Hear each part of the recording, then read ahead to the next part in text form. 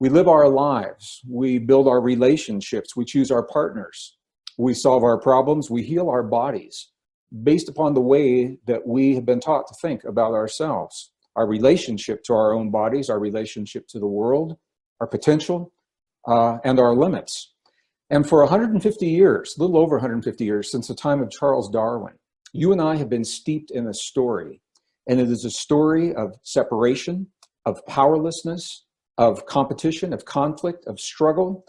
And although we may not think about it consciously day in and day out, those ideas are hidden and they underlie, they're hidden in our thoughts and our beliefs. They underlie the very foundation of our society and the way we've been taught to think and live our lives.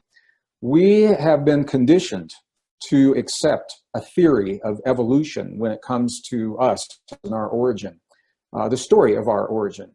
And the story of evolution, it's actually a very sterile sounding story. It is a story we're asked to accept based upon chance.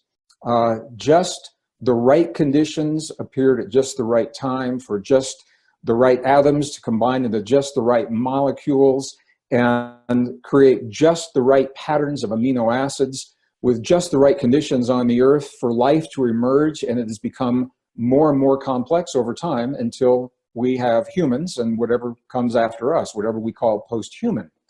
That story, it is a very sterile sounding story because it makes us feel insignificant in the universe. And the scientists actually say this, that we are a very insignificant speck in the overall universe. And you might ask yourself, well, what's the big deal about that? So what if we feel insignificant? In our insignificance, we place a different value on life itself. If you're watching this right now, I know that you know that human life is being destroyed in an unprecedented level and unprecedented ways, and it's happening right in front of our faces, right before our eyes in the world today. And it's all based upon hate. Hate based upon the color of our skin, hate based upon our sexual orientation, upon our religion, upon our belief systems. And as different as each of those may sound from one another, the common theme through all of them is that those atrocities that are occurring in our own schools, our homes, our communities, or between nations, they're only possible because of the way that we have been conditioned to think of ourselves, the way that people think of themselves. And when we are steeped in the false scientific story of separation, competition, conflict, insignificance, powerlessness, and helplessness, the result of that kind of thinking is the world that we see right now. But it doesn't have to be this way. The new discoveries, specifically, I want to talk to you about the DNA discoveries. You know, it wasn't that long ago, the movie Jurassic Park was released, a science fiction movie. And in Jurassic Park, what was happening was DNA was being extracted from the fossilized remains of dinosaurs. They were rebuilding the genome, and in the movie, they actually reconstituted the life forms. They brought the dinosaurs back to life. Well, we haven't gone quite that far yet. What we have done is this. Science fiction has become science facts. We are now able to extract the DNA from the fossilized remains of the beings that we were led to believe are our ancestors. This is where it gets really interesting, because the DNA that led to the emergence of our ancestors that are called anatomically modern humans 200,000 years ago, that DNA did not occur through random evolutionary processes. That DNA did not occur as an accident of biology or nature. And scientists say that we cannot attribute the formation of that DNA to evolution alone. Something else had to happen. And here's the reason they say, I'm just going to be very brief. The reason they say that is because the mutations, the precision of the mutations, the number of mutations, the qualities that those mutations give us in our lives, and the timing, the fact that they happened all at once rather than slowly, gradually over long periods of time, strongly suggests that the story of evolution that we're being taught today is not our story, that we are more than we've been led to believe in the past. And that's why I'm sharing this with you today, because if there is even an inkling of an intentionality underlying our existence, as the DNA fusion suggests, it leads us to what is called the forbidden territory or uncharted territory in science. It leads us to the place where we may assume that it is intended for us to develop the awesome capacity, the immense human potential that these shifts in our DNA so long ago have allowed for.